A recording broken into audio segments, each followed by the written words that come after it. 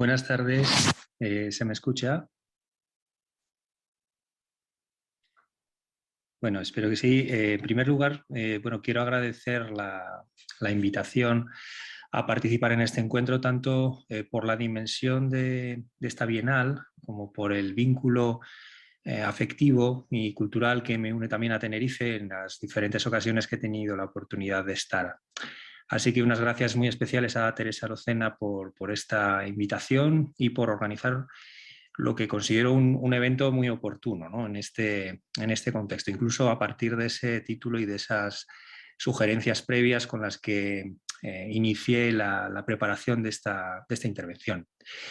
En segundo lugar, siento no poder estar presente, la verdad, con ustedes, pero bueno, aprovechando las posibilidades que nos brindan las tecnologías, pues voy a intentar acercar algunas ideas elaboradas a lo largo de esa trayectoria que ha resumido Teresa y que en realidad pues, ha estado siempre vinculada con esa reflexión acerca de lo documental en todas sus genealogías históricas, que es parte también de lo que voy a tratar de contar aquí.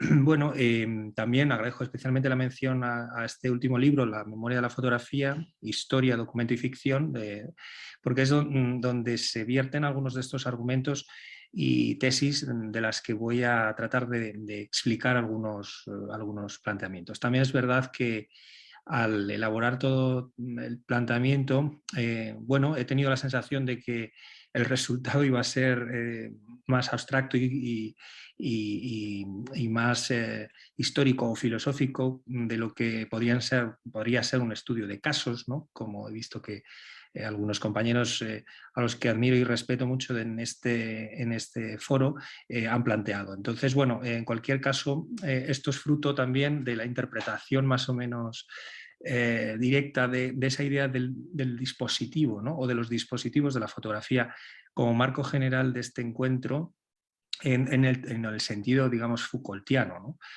Así que siguiendo ese planteamiento voy a hablar aquí desde otra perspectiva, no tanto desde la de los casos específicamente fotográficos. Incluso pudiera parecer que la fotografía es un aspecto, digamos, dentro de otro marco genérico, pero efectivamente me gustaría plantear ese marco teórico y genealógico que inscribe a lo fotográfico en esas relaciones como dispositivo precisamente con otros discursos y disciplinas, especialmente con la historia del arte, por ejemplo, también con la estética. Entonces, para comenzar este planteamiento, bueno, me gustaría, digamos, plantear una reflexión sobre algunas premisas que están más o menos asumidas dentro de los estudios visuales o la cultura visual, entendidos como disciplinas teóricas de reciente creación. Bueno, habría que remontarse casi a los 80 y los 90 del siglo pasado, pero bueno, no dejan de estar vigentes en gran medida y que son, como sabemos, fruto también de una coyuntura histórica y casi metodológica, me atrevería a decir, en el impacto que tiene el postestructuralismo francés en la academia norteamericana y la proyección posterior que todo eso tiene en el ámbito anglosajón. A día de hoy hay titulaciones, en fin, estudios vinculados con esto, pero no en España quizá, pero sí en Latinoamérica y en el mundo anglosajón, como decía.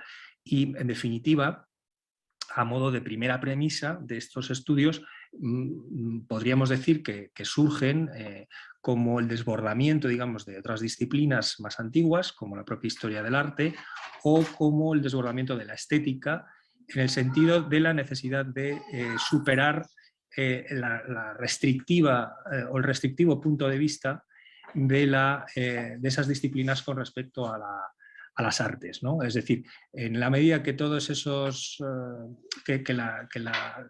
la imagen abarca una infinidad de espectros mucho mayores, es decir, en la medida que la propia historia del arte se ve inmersa en el caudal de unas imágenes de uso mucho más genérico, más de una pragmática de la imagen mucho más amplia, esa disciplina adopta esta necesidad de ampliar el espectro de posibilidades, ¿no?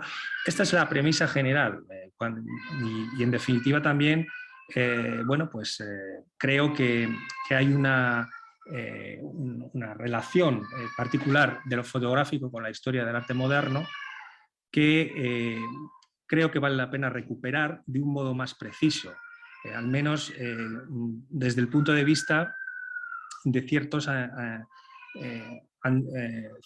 antecedentes que operan de manera muy directa sobre la génesis de ese nicho histórico que va a ocupar después la fotografía. De hecho, hay una parte que en mi opinión no ha sido suficientemente reconocida en la cultura visual, en los estudios visuales, en este parámetro de pensamiento y de teoría, ¿no? Y es el hecho de que es la fotografía precisamente la que permite esa homologación de amplio espectro en la medida que es un soporte archivante o como me gustaría enunciar, un soporte anfitrión, es decir, un soporte capaz de incorporar mediante el archivo, mediante el registro, en definitiva, a otras imágenes anteriores, ¿no? Y este es parte de su efecto, digamos, archivante y detonador, en cierta medida, de ese cambio de rumbo histórico. Por tanto, creo que el vínculo que se establece entre la historia del arte moderno, y aquí me estoy refiriendo a la historia del arte moderno como historia del arte en la Edad Moderna, es decir, entre el Renacimiento y el siglo XVIII en términos historiográficamente convencionales, vamos a decir, para no confundir con las otras posibilidades de interpretación del arte moderno que nos llegan precisamente desde el ámbito anglosajón. Bien, pues en esa lógica creo que faltan todavía estudios suficientemente precisos o lúcidos en la medida en que el vínculo es más estructural de lo que podría parecer en la mera extensión de las posibilidades de la imagen en el mundo contemporáneo, en el sentido de que obviamente vivimos en un mundo globalizado y vivimos en un mundo mediado por todos esos nuevos sistemas de registro.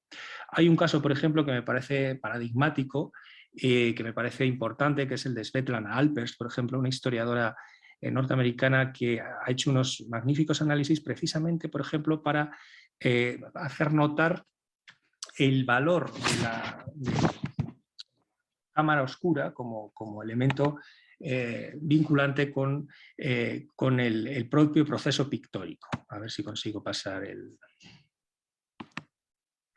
me refiero a que Svetlana Alpers vincula la cámara oscura con el propio estudio del artista como lugar de trabajo. Evidentemente la cámara oscura es un tópico, digamos, de la relación entre fotografía y arte, pero en su trabajo, en esta búsqueda de estos matices, hay una búsqueda de esa dimensión, incluso determinante del propio espacio de trabajo del artista, en el caso de algunos de los más representativos del siglo XVII en particular. Alpers se refiere a Rembrandt, por ejemplo, y analiza esa dimensión del lugar de laboratorio, casi de experimentación, que es el propio estudio, precisamente en un momento de la historia del arte en el que las imágenes que resultan de ese tipo de ensayos o de ese tipo de trabajo son imágenes vinculadas incluso con esa detención del instante, ¿no? En ese sentido, Alpers sitúa con claridad la prefiguración de la cámara oscura en esta función y que atribuye al estudio del artista un lugar casi de retirada y de construcción de los propios objetos, artísticos en esa lógica. En este sentido, siguiendo la pista de esta historiadora o de otros posibles analistas que curiosamente no son tan vinculados habitualmente con la cultura visual, aun cuando es una disciplina relativamente extendida ya e inclusiva, sino con la propia historia del arte en un sentido más ortodoxo, el problema de la cámara oscura, la aparición de la cámara oscura, tiene una dimensión no tanto de origen, no tanto de antecedente como de origen, del origen común de la fotografía y de la pintura en la historia del arte. Es decir, que en definitiva, como premisa también relativamente aceptada por esos estudios visuales, la aparición de la fotografía, una aparición, por cierto, como voy a tratar de decir, o como voy a tratar de explicar, una aparición bastante providencial, bastante hegeliana, muy del signo de los tiempos, tiene como origen común con la pintura ese artefacto, ese dispositivo también, que es la cámara oscura, por encima de la antecedencia más o menos arqueológica de esos elementos o de esas tecnologías que se utilizaban ya, por ejemplo, en el 480, ¿no? y que van a ir situando, van a ir construyendo la visualidad en Occidente. Claro, esto es muy importante para precisamente comprender en qué medida es específico de nuestra cultura la construcción de un determinado tipo de visualidad, porque lo que aparece en esas imágenes, como trataré de explicar, es también una narración, es decir, la mayor parte de las imágenes de nuestra historia del arte, entendida aquí desde un punto de vista inequívocamente eurocéntrico, no intento precisamente para diferenciarlo de otras posibles perspectivas, lo que aparece ahí son escenas de relatos recogidos en textos, ¿no? Ya sean textos mitológicos, textos religiosos. En cualquier caso, asistimos a una escenificación y, por tanto, tenemos que quizá ponernos en la piel de espectadores que en otro tiempo veían los rostros de personajes cuyas historias habían sido relatadas en muchos casos a través de la cultura oral, como por otro lado han relatado también o han explicado muy bien otros historiadores como Michael Baxandall, ¿no? Y que en definitiva supone, como también ha destacado Belting, por ejemplo, un cambio de paradigma sustancial frente a otros modelos de la imagen previos a la aparición de estas estructuras, ¿no? Que en definitiva también tienen un evidente sustento en la representación de la perspectiva y en todos esos otros aspectos que obviamente configuran nuestro modo de ver, en definitiva, y nuestro modo de construir imágenes. Esta es la cuestión. Bien, en esa lógica, si por ejemplo recurrimos a Rembrandt, siguiendo a Svetlana Alpers, lo que tenemos delante son estructuras superpuestas en esa lógica de la visualidad, que pasan de ser una representación dibujada del espacio a través de esas líneas, a través de esos ajedrezados, a través de esas construcciones teatrales que crean pues, esas escenas, a la representación de un momento, de un instante, precisamente en la creación de un lenguaje pictórico específico y, como vemos, más impreciso, si cabe, que en el 480. Es decir, ahí podríamos apuntar a una inconmensurabilidad de paradigmas históricos, es decir, no es lo mismo la pintura en el 480 que la que aparece en el siglo XVII, pero justamente a través de nuestros propios patrones estéticos, de nuestra propia manera de mirar acumulada a lo largo del tiempo en esa memoria visual que hemos creado nosotros mismos a través de la historia, de esa historia del arte, asistimos a una segunda capa de visualidad que probablemente a través de la influencia de los pintores venecianos y posteriormente con el trabajo de los pintores barrocos va a generar este tipo de cuadro ya bastante, vamos a decir, protofotográfico, en el sentido, sin necesidad de hacer mención a la sucesión o a la sucesión necesariamente lógica, sino a la acumulación de esas capas de visualidad. Esto podría llevarnos incluso a análisis pues, más,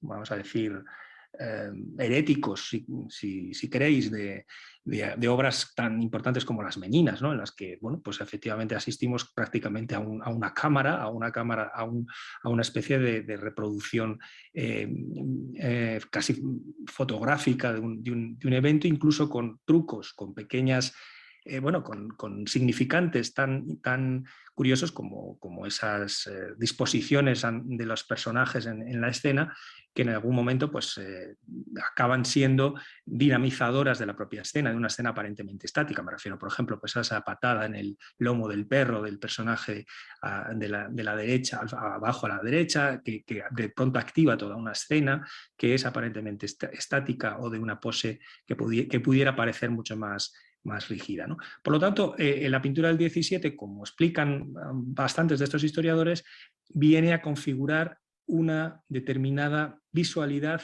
basada en lo instantáneo y basada en esa atmósfera, digamos, que por otro lado en muchos de los casos, no en todos, pero en una parte importante del desarrollo de la pintura de esa época, está creada en esos espacios de intimidad del artista, que son los estudios, que son esas cámaras, y que tienen ese efecto, como decimos, vinculado con un programa de la visualidad que efectivamente es coherente con lo que la fotografía aporta históricamente a partir del siglo XIX.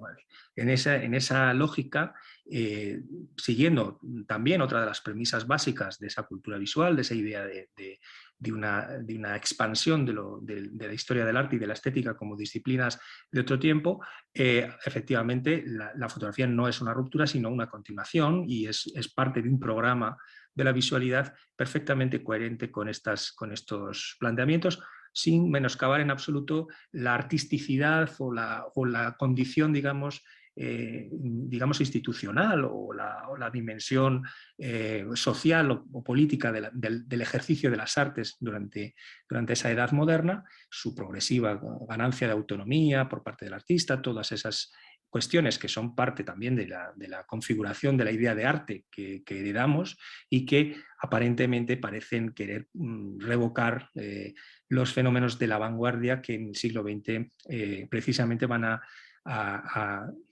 en cierta medida a eclipsar esta genealogía en su voluntad formalista, ¿no?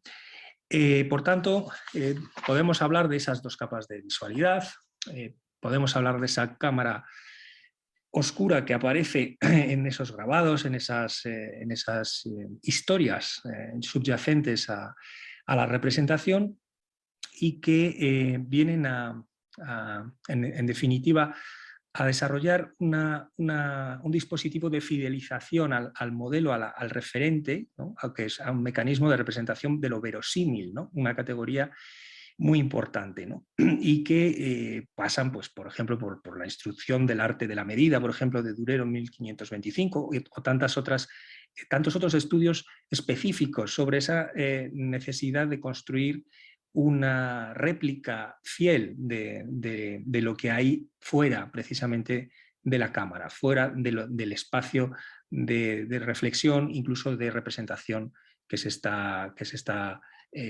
proponiendo. En este aspecto, podríamos decir entonces que hay una doble incidencia de estos dispositivos, haciendo nuestra esa invitación, desde el punto de vista fenomenológico, por un lado, en la medida que nos aporta una construcción formal, incompleta, fenoménica de lo real, que estaría en la base de la perspectiva renacentista, pero que, como digo, va sumando capas de visualidad y estableciendo una coherencia relativamente rastreable en esa historia del arte, hasta la llegada de la propia fotografía como dispositivo que expande también los posibles usos de los mecanismos de producción de imagen. Y por otro lado, un punto de vista ideológico. La imagen acaba abocando precisamente a una incompletud del testimonio, que también tendría un trasfondo ideológico, incluso en el sentido marxista, y hablaremos también de cómo la estética marxista hace suya la herencia de todo este tipo de conceptos, ¿no? Básicamente, llegamos a uno de los conceptos que históricamente, bueno, este es un grabado, por cierto, de la instrucción sobre el arte de la medida. Llegamos a un concepto fundamental y fundacional que en cierta medida es eclipsado por esa especie de voluntad de ruptura de las vanguardias o por la voluntad elusiva de toda esa trayectoria, de esa tradición heredada, ¿no? Y yo creo que aquí es importante, y esta es una de las apuestas, digamos, o de las hipótesis que yo planteo para esta conferencia, para este encuentro, una reflexión sobre el concepto mismo de realismo, en la medida que es precisamente un concepto ideológico. El realismo es un constructo de gran alcance filosófico, de gran alcance eh, eh, espectrográfico, podríamos decir, en el sentido de que no es solo la cuestión estética del realismo, de la representación más o menos verosímil de las escenas, sino obviamente todo un modelo epistemológico que se vincula también en el siglo XIX con el positivismo o con otras formas de pensamiento. Por lo tanto, ese realismo que se traduce en un cierto movimiento programático del arte en el siglo XIX se relaciona inevitablemente con esos otros marcos teóricos y epistemológicos que afectan a toda una época y de la que somos inevitablemente herederos bastante obvios, ¿no? Incluso a la hora de pensar sobre todo nuestro bagaje, ¿no? Pero claro, es que digo, explicaré un poco hasta qué punto me parece que es un concepto eclipsado por esas veleidades formalistas de la vanguardia. Pero bueno, me parece obvio en la medida en que una buena parte de ella intenta precisamente escapar de esa dimensión narrativa, precisamente de las imágenes que habían sido parte de la tradición de la historia del arte, de ese arte moderno, ¿no? Por lo tanto, propongo una revisión de esos conceptos del realismo, del literalismo incluso, y del registro técnico como mecanismos de representación que están en la base de todo ese programa de la visualidad en Occidente, más allá de la celebración de las calidades estéticas y del arte como fenómeno, en cierta medida, estético, ¿no? Ahí también hay parte de esa necesidad de verlo desde una óptica más antropológica, me atrevería a decir, que meramente estética, ¿no? En el sentido de que la construcción de las imágenes es un fenómeno de orden profundamente antropológico. Y nuestra obsesión occidental por el realismo es a su vez también nos devuelve una pregunta antropológica en ese aspecto, ¿no? Entonces, el realismo, que adopta su matriz ideológica más importante y programática en el siglo XIX, también reinterpreta la historia del arte retroactivamente, como ocurre casi siempre con los grandes modelos de pensamiento y con las grandes categorías estéticas, ¿no? Y bueno, pues también crea un nicho, digamos, propicio para la aparición de la fotografía en el siglo XIX. En ese sentido, ese nacimiento de la fotografía, que como sabemos es un nacimiento disperso, conflictivo, diseminado, y tiene un inequívoco aire de providencia hegeliana, en el sentido de que como sabemos, Hegel, entre otras cosas, pues plantea esa lógica del tiempo, de la historia y esa especie de espíritu del tiempo que, en definitiva, da lugar de modo coherente a determinados fenómenos, ¿no? De una manera, digamos, cuasi racional o racional, ¿no? Hegel escribe en 1826, bueno, no lo escribe él, perdón, dicta sus famosas lecciones de arte o estética en el verano de 1826. De hecho, el texto que tenemos es la reconstrucción de los apuntes de los estudiantes que asistieron a sus clases y, por tanto, es uno de esos libros maravillosos hechos de retazos de otros, ¿no? de la audiencia, de retazos de una audiencia. Y en esa obra, por entender un poco esta genealogía que intento sugerir, que por supuesto tendría para desarrollar cada uno de esos episodios de un modo muchísimo más detallado, una explicación de cómo la belleza se extraña, de cómo hay un desplazamiento semántico del propio concepto de lo bello y que va a ir decantándose hacia una experiencia estética vinculada con lo que él va a denominar la prosa del mundo. ¿no? Una maravillosa forma de expresar cómo los destinos del arte parecen empeñados en llevarnos hacia lo más prosaico, ¿no? Frente a digamos que lo que describe Hegel en su estética, en esa segmentación del espíritu y la historia, en esa evolución o en esos segmentos históricos que él describe, en los tiempos que le tocan vivir a él y que en cierta medida son los nuestros también, al menos como herederos de esa situación, es que el arte recae en esa prosa del mundo frente a la lírica o a la épica. Son malos tiempos para la lírica y para la épica, según Hegel, podríamos resumir, haciendo un titular un poco burdo de lo que contiene toda esa reflexión, ¿no? Porque la prosa del mundo efectivamente se vuelve protagonista de las obras de arte, ¿no?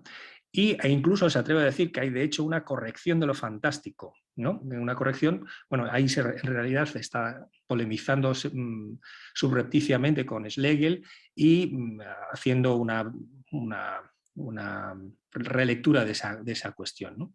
Y pone dos ejemplos muy interesantes al respecto de esta cuestión para explicar cómo el arte va a parar a la prosa del mundo, a esta cuestión de la prosa del mundo. Creo que ya seguramente estaréis suponiendo que todo eso va a tener una incidencia muy directa sobre la aparición de la fotografía. Entonces, bueno, pero antes de eso, Hegel pone dos ejemplos muy interesantes. Uno de ellos es el Quijote, ¿no? El Quijote no deja de ser como novela fundacional en nuestra cultura, una de las primeras grandes novelas que después va a tener sus réplicas, incluso sus avatares, vamos a decir. No deja de ser la historia de un señor que se vuelve loco leyendo novelas de caballería y que en esa idealización disparatada no deja de colisionar con una realidad prosaica, con una realidad absolutamente grotesca incluso, y que desmonta continuamente esos idealismos, ¿no? Así que para Hegel no dejaba de ser un maravilloso ejemplo de esa relación entre las artes del pasado, esas novelas épicas, esas novelas de caballería, y lo que el mundo estaba propiciando en estos términos, ¿no? Y el segundo gran ejemplo es todavía más interesante porque, bueno, esta es otra versión, la anterior es una imagen de Gustave Doré, como sabemos, unos grabados clásicos para ilustrar el Quijote, pero hay otras versiones fotográficas igualmente interesantes, como esta de William Lake Price, que es un Don Quijote en su estudio, una fotografía obviamente escenificada, que fotografía a un personaje de ficción, ¿no? y crea tiene como sabemos, otras figuras como Robinson Crusoe, por cierto, todas ellas fundacionales en la novela moderna. Podríamos incluso hacer una lectura de los vínculos entre novela y fotografía interesante a partir de estas pequeñas anécdotas, ¿no?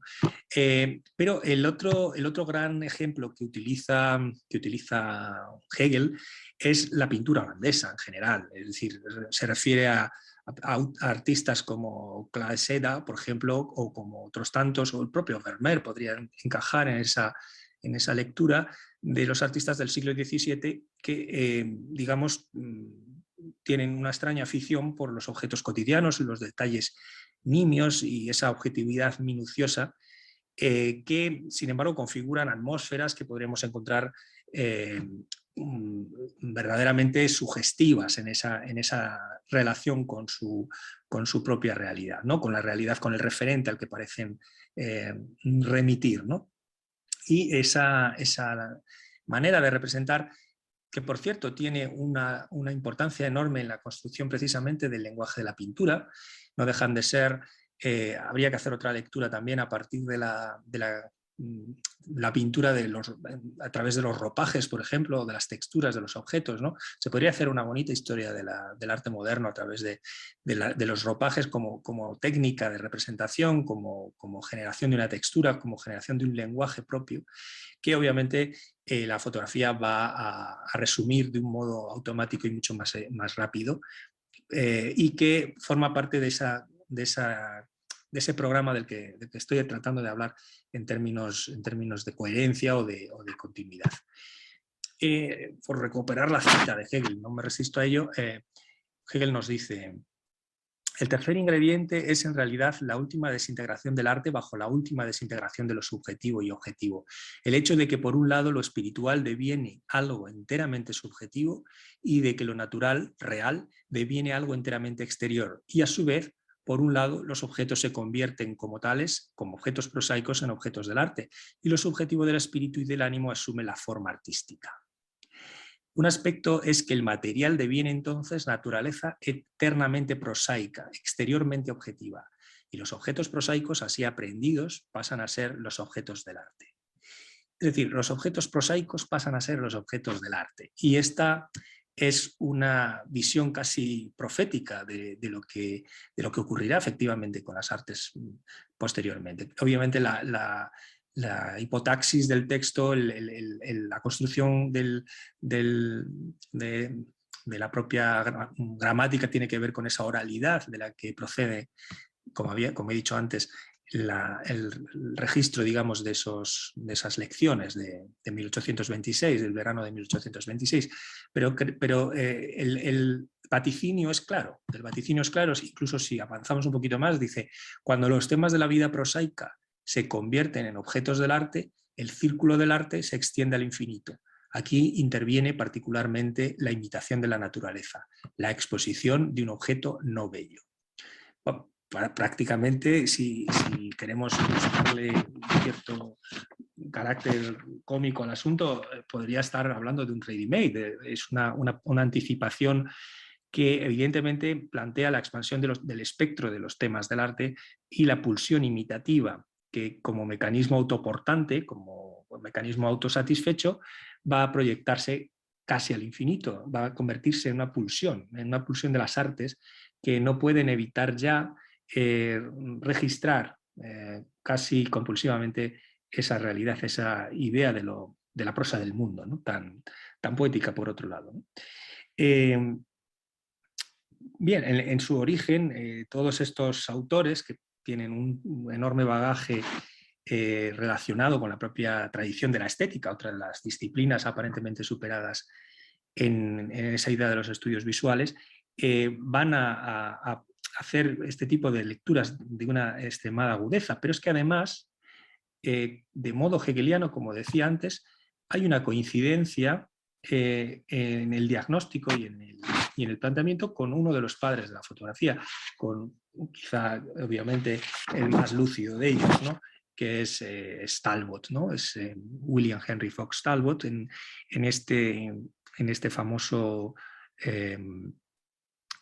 momento de el lápiz de la naturaleza, ¿no? que es el libro que en la primera edición se llena de estas imágenes pegadas manualmente, como digo, en esa primera edición, con ejemplos de lo que el calotipo podría ofrecer, con lo que podrían ser imágenes casi diríamos, de presentación del dispositivo en sí mismo, entre las que se encuentra esta lámina 6, particularmente significativa para nosotros, bueno, al menos sintomática, vamos a decir. Hay otras más épicas o más líricas, pero esta es particularmente sintomática de esta prosa del mundo. Pero es que además, de hecho, en la explicación que acompaña a cada una de esas láminas del lápiz de la naturaleza, precedidas por la explicación minuciosa del procedimiento que ha desarrollado Talbot en ese trabajo, nos explica: el objetivo principal del presente trabajo es dejar constancia de algunos de los comienzos tempranos de un nuevo arte,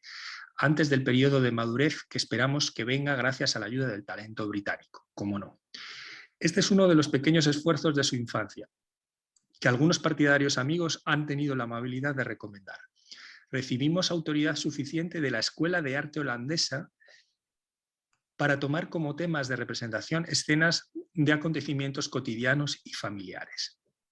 El ojo de un pintor a menudo se verá arrebatado allí donde la gente común no ve nada notable.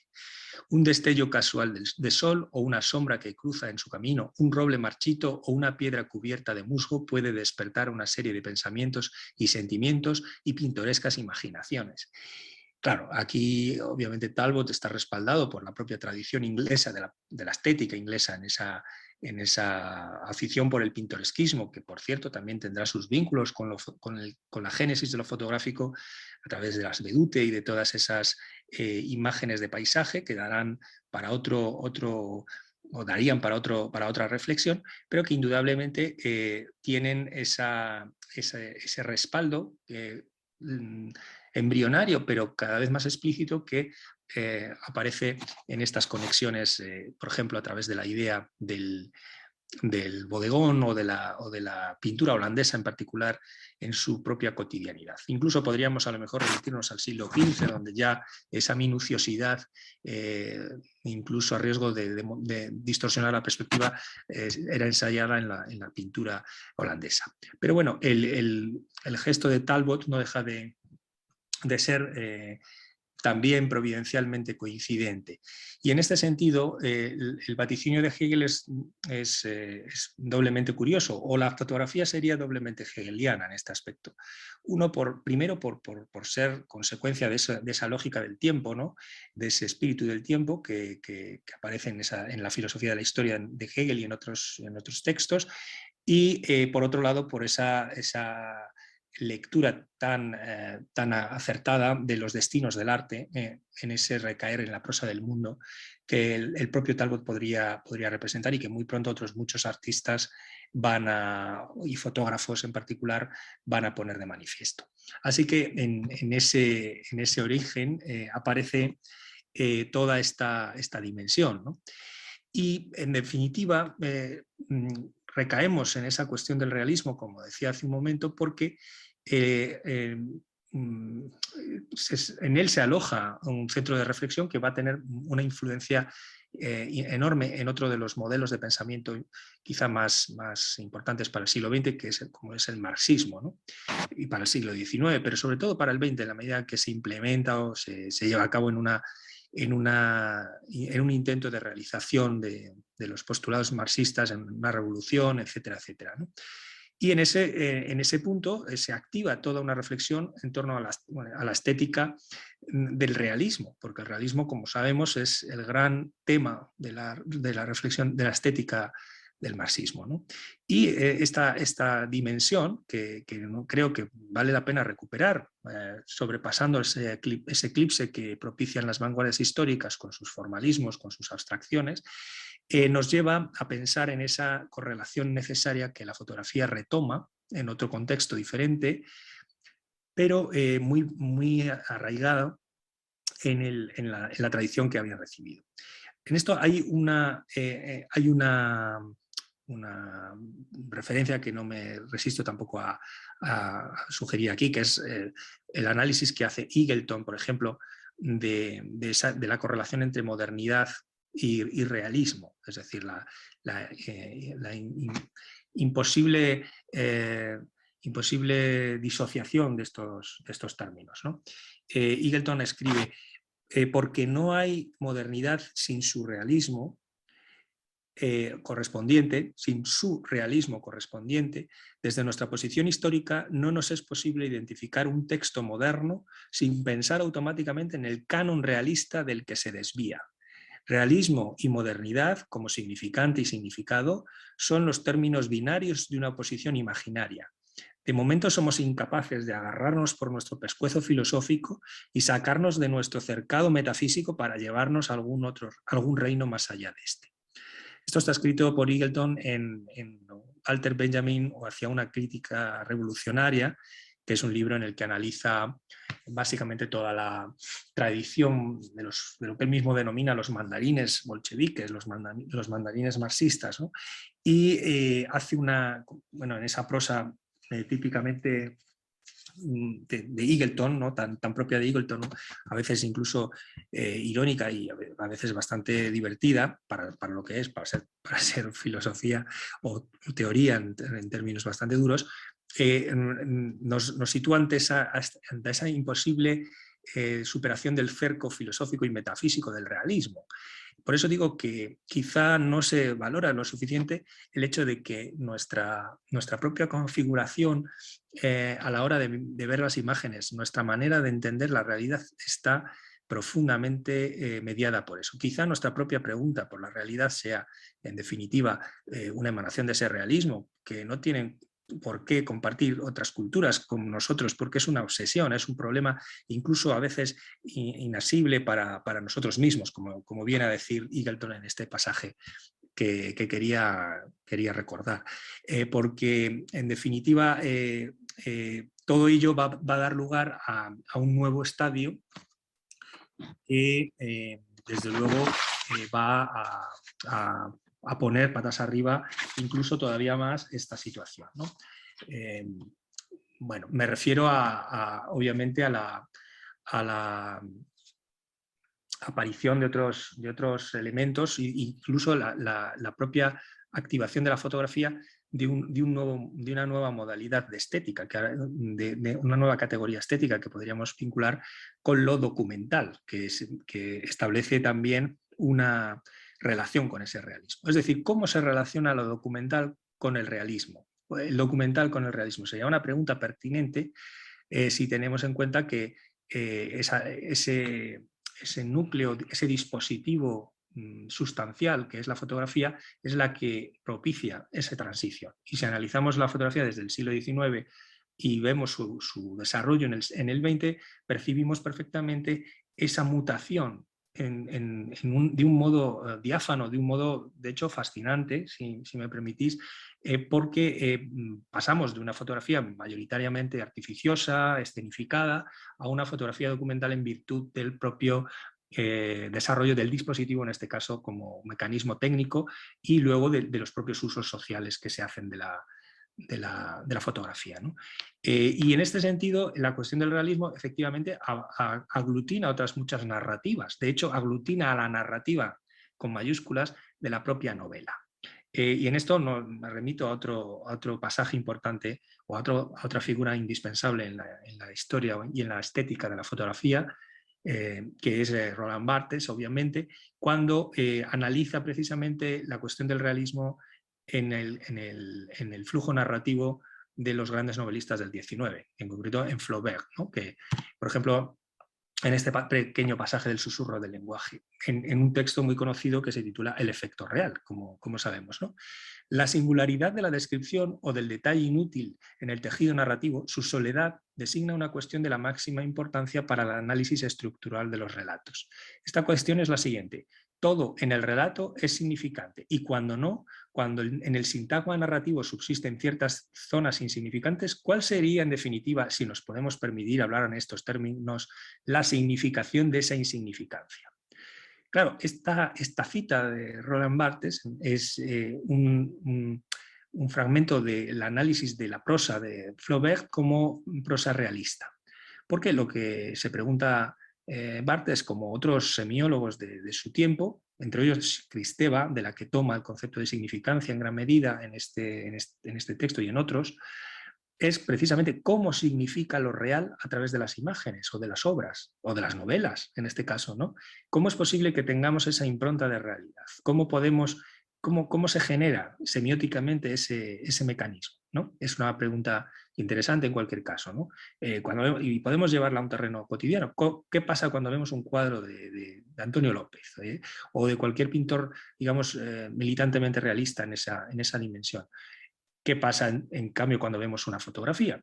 Es decir, en ese momento, en ese cambio de paradigma, están siendo analizadas estas cuestiones desde una óptica macrocultural. De hecho, el texto de Roland Barthes es particularmente lúcido a este respecto, porque incorpora la fotografía en un conjunto de comportamientos humanos de los últimos siglos o de época, digamos, también, basados como dice, en la necesidad de constatar lo real, una especie de necesidad imperiosa, y en la autonomía de los significantes de lo real, es decir, su condición autoportante, como decía, su autosuficiencia, ¿no? Parece que el hecho mismo de que se represente algo real es suficiente, ¿no?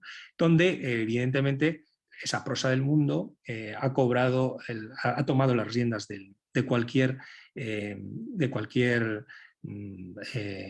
pensamiento estético, ¿no? Bien, en ese sentido, veíamos cómo también a lo largo del siglo XX se van a diseminar, se van a diluir incluso los perfiles de ese realismo, pero manteniendo a veces, como en el caso de Pizarro, tantos pintores de la época, de finales del XIX, un vínculo que las vanguardias van a volatilizar o a llevar al extremo, generando, como decía, ese proceso, ¿no? Aunque también es verdad, si nos atenemos a esos cortejos como el del Boulevard o cortejos fúnebres como el de Casimir Malevich, que ese eclipse, que podría estar quizá representado por el cuadrado negro sobre fondo blanco, es en el fondo que aparece ahí en el radiador del coche fúnebre, del camión que transporta el féretro suprematista de Casimir Malevich, tiene un principio y un fin, porque en definitiva las imágenes acaban repoblando iconográficamente esa realidad después del vacío, del vacío que propiciaron esas vanguardias. Lo que ocurre es que lo van a hacer esta vez de un modo muy diferente, ¿no? Entonces, podríamos entonces quizá situar esa correlación entre el realismo como algo de raíz decimonónica y el documental como algo inequívocamente siglo XX, ¿no? Porque el siglo XX también tiene su propio espíritu. Bueno, hay otros muchos elementos que van a aparecer en escena, ¿no? Quiero decir, cuando hablamos de fotografía documental, que es ese otro gran momento, pues hay toda una reflexión sobre determinados ámbitos, por ejemplo, de la propia sociedad, ¿no? Una necesidad de constatar esas otras realidades que habían pasado desapercibidas, pero que también estaban presentes en la pintura del 19, ¿no?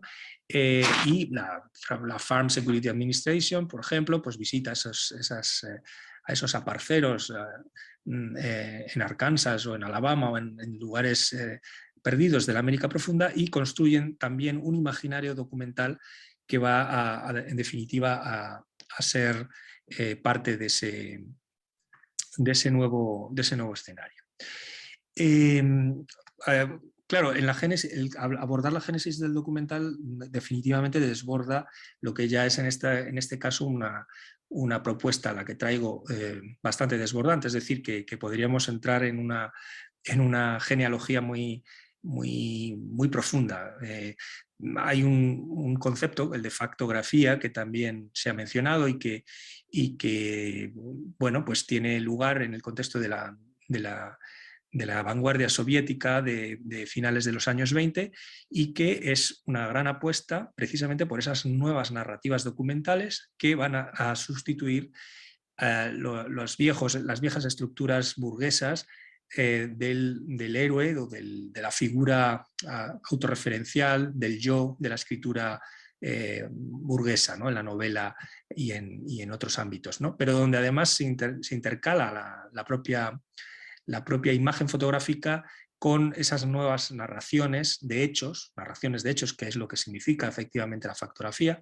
Esta es una portada de Novilev, que es el órgano, digamos, de difusión, la revista en la que aglutina a algunos de estos grandes artistas de la vanguardia soviética, entre ellos Rodchenko, Arbatov, Eisenstein, el propio Eisenstein, es decir, toda una generación que se vincula con un proyecto en el que precisamente la fotografía va a ser de nuevo una herramienta fundacional, ¿no?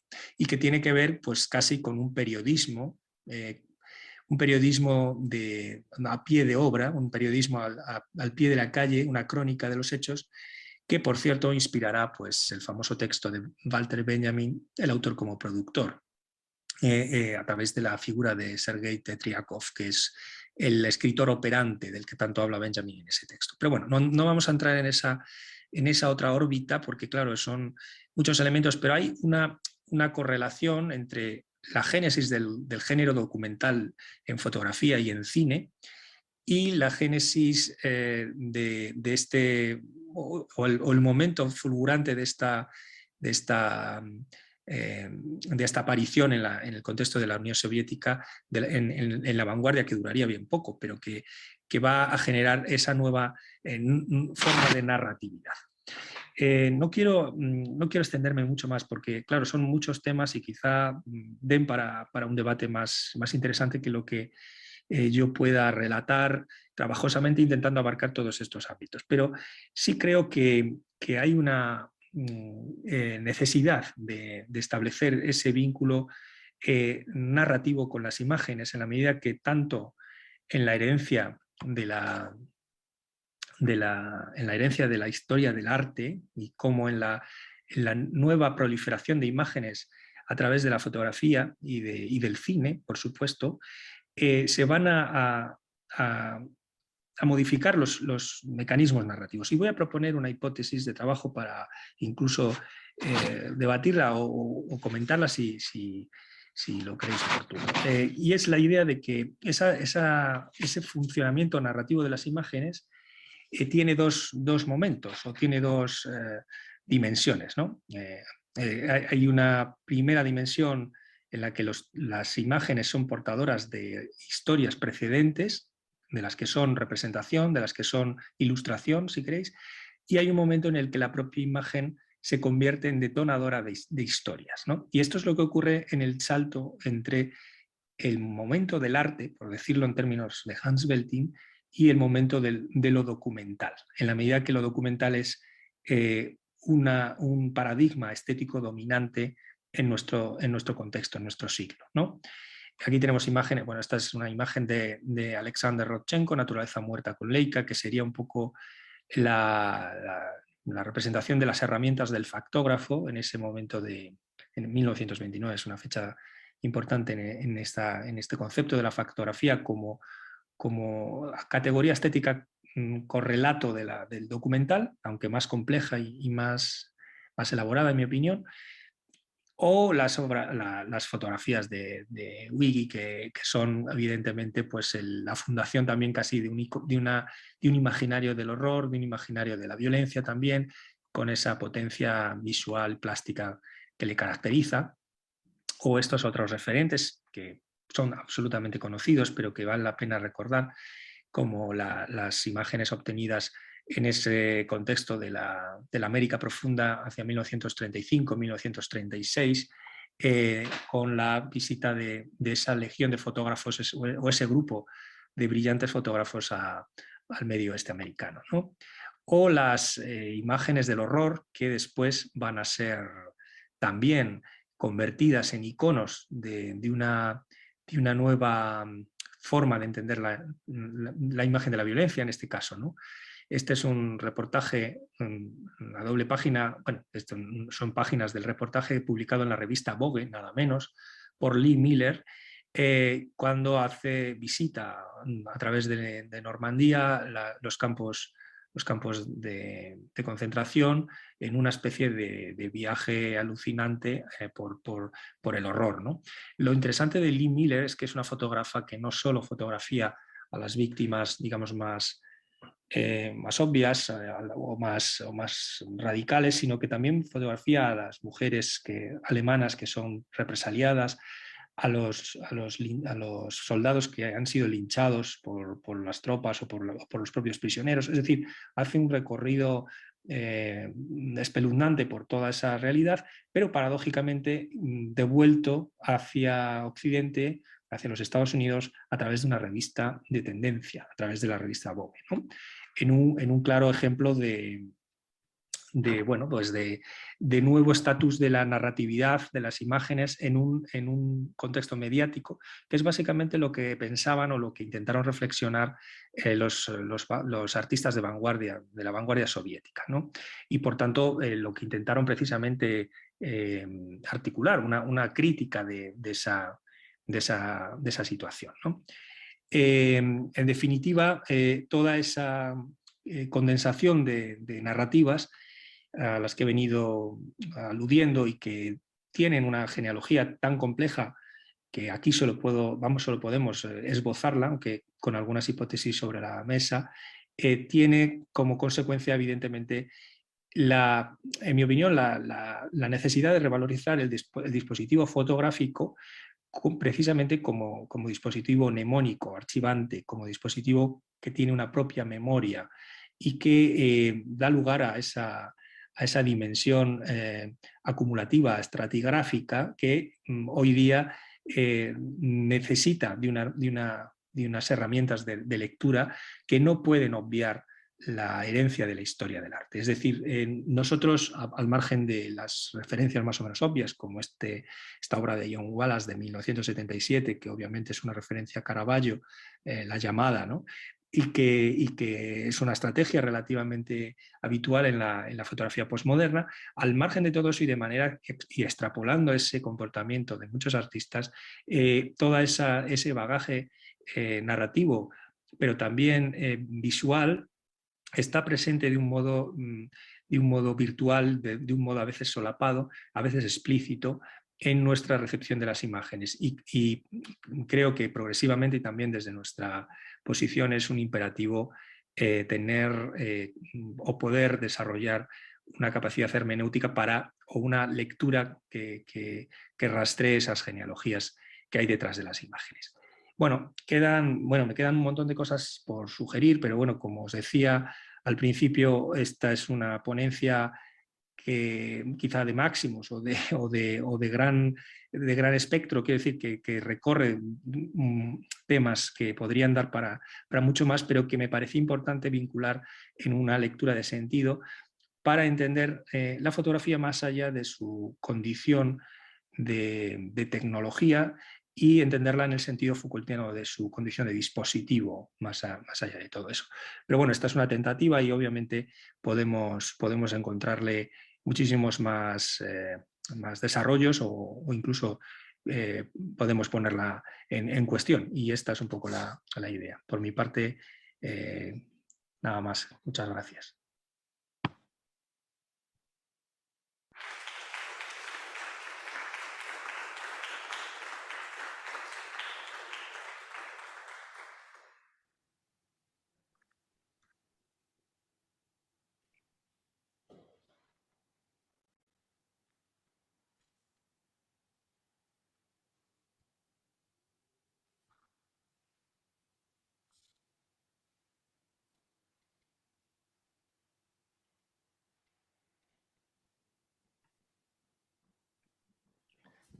No sé si me he excedido en el Sí, tiempo. hola Víctor, es que me estaban pasando el micro. Hola, Teresa. ¿Qué tal? Muchas gracias por esta charla tan brillante, tan llena de referencias. La verdad que ha sido un viaje precioso, apasionante a la raíz de ese paradigma documental, ¿no? Que vertebra la visualidad en la que estamos inmersos y en la que vivimos, ¿no? Eh, es muy interesante, me ha dejado, vamos, dándole vueltas a un montón de cosas, ¿no? La manera en que has remontado esa idea de veracidad y de realismo, ¿no? Y esa profunda necesidad de vincularnos con las cosas del mundo, ¿no? Esa idea que planteabas, que además también descubrir que viene de Hegel, ¿no? Y esa idea del realismo, ¿no? En su pura raíz, ¿no? Cómo la has ido desvelando a través de ese relato de lo fotográfico, pero también en realidad de la historia de la representación occidental, ¿no? Eh, la verdad que en este sentido me parece esencial hacernos conscientes de nuestras obsesiones y estructuras, ¿no? La raíz de nuestra propia mirada. Y en ese sentido, ¿no? Escuchándote y viendo cómo habías llevado todo ese correlato desde el realismo en el siglo XIX hacia lo documental en el siglo XX, ¿no? Como esa diferencia de matiz, pero esa absoluta vinculación, ¿no? Estaba pensando en el siglo XXI, ¿no? Y en este momento de posverdad, ¿no? En el que vivimos, donde precisamente ese modelo cartesiano de la res extensa, ¿no? de el pensar que existen cosas fuera de nosotros, ¿no? Se ha visto en crisis, ¿no? Y de alguna manera muchos artistas nos planteamos, utilizamos la cámara oscura o utilizamos la cámara, pero nos planteamos, digamos, lo real producido, ¿no? Por llamarlo de alguna manera, ¿no? Cómo lo real se produce desde el interior, ¿no? Y bueno, pues a lo mejor mi pregunta iría por ahí en el sentido de que tal vez puedas esbozar alguna intuición o alguna percepción que tengas sobre esto. También me venía a la cabeza, tenemos la pieza de Alan Sekula, Marea Negra, en reensamblaje, la exposición, ¿no? Donde precisamente pues, todo su trabajo con el paradigma documental, el postdocumentalismo, ¿no? y esa inserción además dentro de un medio como era la revista del Cultural de la Vanguardia, ¿no? También pusiste un ejemplo parecido de la publicación de ese, a través de una revista, ¿no? Y cómo en el caso de la pieza de Alan Sekula, pues precisamente servía para producir algo nuevo, quizá desvinculado de lo, ya con, no, a lo mejor no con esa necesidad de vinculación con lo real, sino desde ese tiempo épico donde él plantea una ópera, ¿no? Y nos retorna otra vez al relato, ¿no? A esa lírica que habíamos perdido en ese momento hegeliano de la prosa del mundo, ¿no? Sí, desde luego, digamos, el epílogo de todo esto, que evidentemente nos aboca a nuestra relación con la imagen en nuestro mundo actual, que es otro, distinto del siglo XX, y lo estamos viendo progresivamente a medida que avanza el siglo XXI, da para otra reflexión que verdaderamente a mí ya me desborda en cierta medida, en el sentido de que me resulta incomprensible el uso de la imagen en muchos casos, ¿no? O no, digamos que esa compulsión se ha desbocado de tal manera que, que parece de otro orden, ¿no? Creo que era Haneke, el director de cine austriaco, que en una exposición de sus propias fotografías o en una entrevista decía que lo que hay ahora ya no son fotografías, ¿no? Que es casi otra cosa diferente, y quizá tenga razón, pero en cualquier caso es otro ámbito a explorar. Yo sigo pensando en que la apuesta antropológica es necesaria porque nos estamos preguntando por nuestra manera de relacionarnos con el mundo, y esa relación compulsiva con las imágenes, que vista con una mínima distancia resulta sorprendente, debería ser motivo de reflexión, de una seria reflexión, ¿no? Cultural, ¿no? Como identidad cultural que somos, ¿no? Pero ya digo que eso es una tarea que me parece que quizás sea lo que toca, pero que por ahora no he podido emprender. De todas formas, sí que me parece interesante encontrar rastros de eso de nuevo en el XIX. El XIX es un siglo cada vez más fascinante porque parece que está todo prefigurado en esa creación de una esfera pública a la que la fotografía contribuye de manera decisiva, ¿no? Desde, bueno, a lo que denominamos los usos sociales de la fotografía, ¿no? Pero bueno, sin duda el documental, y Alan Sekula sería una figura fundamental, bueno, lo es de hecho con sus textos, con su obra, con todo lo que aportó, sigue siendo, creo, uno de los grandes temas, en la medida en que nuestro consumo de narrativas, de historias acerca de lo que es el mundo y de lo que pasa en el mundo, está siempre mediada por esa configuración documental. Y esa configuración documental, a su vez, está mediada por un mecanismo de montaje dialéctico, como exploraron los artistas soviéticos, ¿no? Y todo ello no ha variado sustancialmente, sino que se ha difundido de manera exponencial, se ha convertido en un flujo de factografías y contrafactografías, si me permitís la licencia, ¿no? Pero que sigue estando en la base de nuestra percepción y nuestra construcción del mundo. Entonces, creo que precisamente la evolución de lo documental y las aportaciones que hacéis los artistas, los que estáis trabajando precisamente con la imagen, son fundamentales para hacer consciente, para hacer aflorar toda esa contradicción intrínseca de lo que significa crear imágenes, ¿no? Y lo que implica en su relación con el mundo. Gracias. No sé si alguien en el público quiere hacer alguna observación o alguna aportación o pregunta.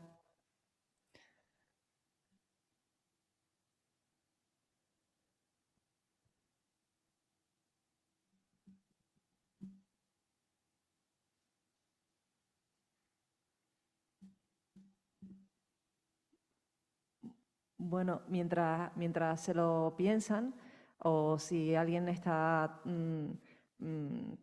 todavía dudando si hablar o no, tal vez te quería preguntar por la relación que mencionaste entre Tetriakov y el texto del autor como productor de Walter Benjamin. Si puedes darme algún dato más, me interesaría conocer un Sí, poquito más.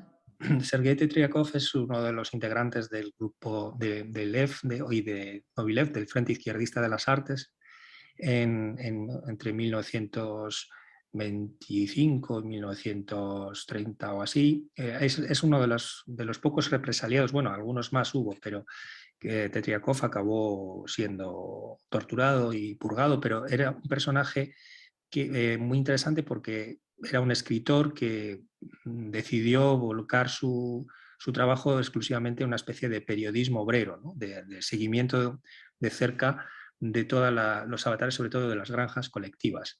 Y Tetriakov llegó a tener un archivo fotográfico muy considerable esos reportes que le enviaba a Moscú a través de esos artículos, ¿no? Y se ha perdido por completo el archivo de Tetriakov, pero sin duda es la figura en la que se fija Walter Benjamin en 1934 cuando escribe el autor como productor, que en realidad es una conferencia que imparte para el Centro de Estudios del Fascismo en París, ¿no?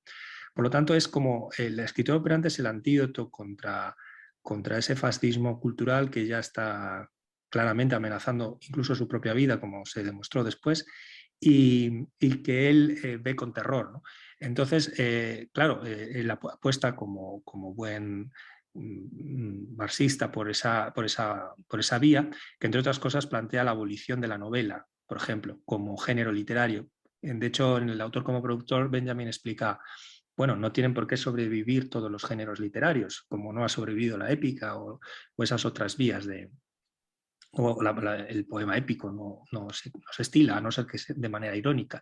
Entonces la novela también puede desaparecer y lo que toca es un tipo de escritura operante, que básicamente consistía en esa especie de periodismo de inmersión, ¿no? Un periodismo implicado, una crónica de los hechos. La factografía era eso, era una construcción de montaje a través de diferentes fragmentos, incluso literarios, obtenidos de otras fuentes, de género epistolar, entrevistas con registros de audio directo, y la metáfora de la fotografía está permanentemente presente. Hay algún texto, ahora no recuerdo de cuál de los teóricos, que venía a decir que la literatura tenía que pasar a ser como la fotografía, un registro directo de los hechos. Entonces, digamos que Tetriakov representa todo eso, condensa todo eso, y es es la inspiración de ese texto de Walter Benjamin después de su visita a Moscú en 1927. Gracias.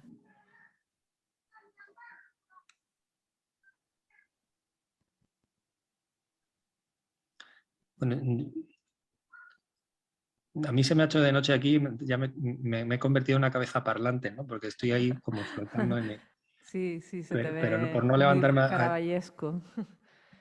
Sí. Nada, si alguien quiere hacer alguna pregunta, que hable ahora o calle para siempre, porque ya no... Sí, ahí hay alguien.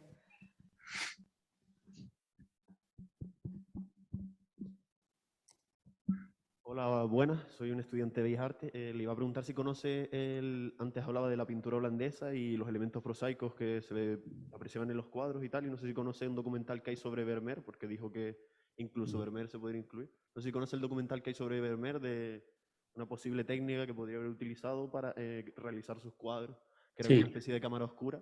sí. ¿Lo ha visto el documental? No he visto el documental, pero sé que Vermeer es uno de los artistas que tradicionalmente se vincula con la cámara oscura y que se presume que algunas de sus obras están hechas con la cámara oscura. Pero bueno, te agradezco la sugerencia y no sé si hay algún rastro para localizar el documental, estaré encantado de verlo. En inglés es Teams Vermeer, bueno, el Vermeer de Team.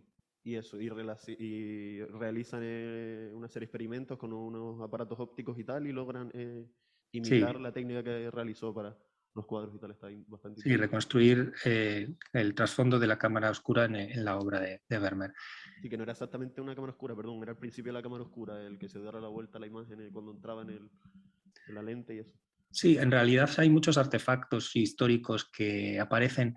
La cámara oscura es casi un concepto más, porque luego su traducción puede variar. Los elementos básicos de una cámara oscura son muy sencillos, incluso fáciles de experimentar en un aula de primaria. Es algo interesante de hacer incluso.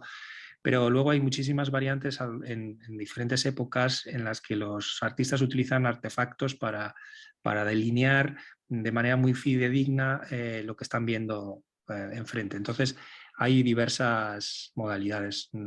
Pero bueno, este documental seguro que da pistas interesantes. Gracias por la sugerencia. Nada, nada, estoy por la charla. Hola, ¿qué tal? Marta Dao, que te va a seguir.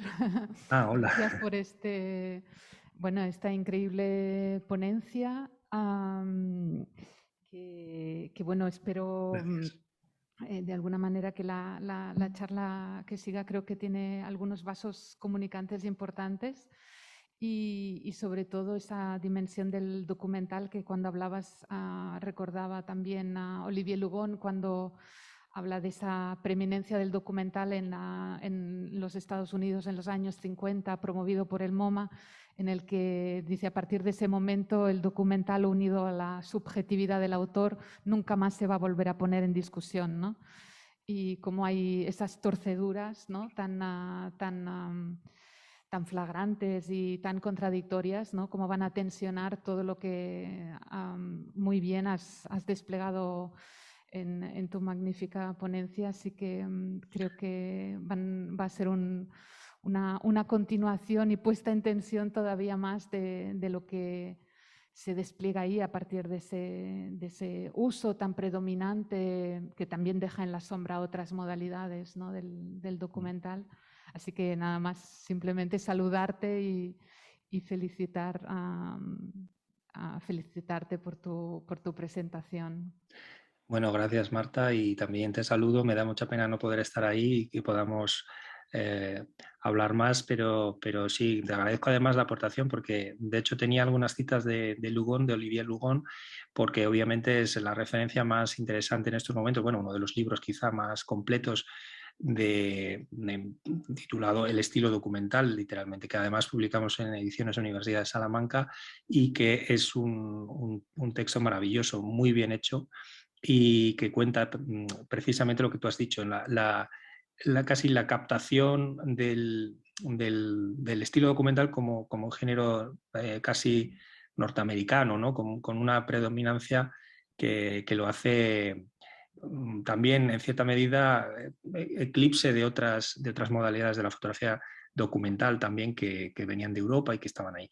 Es un texto muy interesante también por otros motivos. Tenía anotadas también sugerencias sobre cómo explica, por ejemplo, la salida del documental del ámbito de la vanguardia, ¿no? Porque inicialmente el documental es casi un tipo la fotografía documental es casi un tipo de experimentación vanguardista, y precisamente cuando no parecía un fenómeno estético, sino algo puramente testimonial y, en fin, y cómo va modificando o fluctuando entre esas valencias, entre lo estético y lo puramente testimonial a lo largo de su historia, ¿no? Y cómo después configura, obviamente, una estética propia que, por otro lado, está presente en los grandes fotógrafos postmodernos, ¿no? Y en ese tipo de imagen creada que, en el fondo, remite también, en algunos casos, a la retórica del documental, ¿no? En fin, es un texto maravilloso, la verdad sí, te agradezco que lo cites porque se me ha quedado en el tintero. Supongo que cuando se ha ido la luz del día ya he tenido que seguir de memoria casi y había alguna cita por ahí de Lugon, sí. Bueno, pues no sé si hay alguna última pregunta en la sala. Si no hay más preguntas, yo creo que ya podemos dejarlo aquí y hacer una pausa hasta la siguiente charla de Marta Dao a las 6. Y agradecerte de nuevo, Víctor, este viaje donde nos has dado tantísima información y me voy a quedar pues trabajándolo y pensándolo. Muchas gracias. Gracias a ti, gracias a vosotros.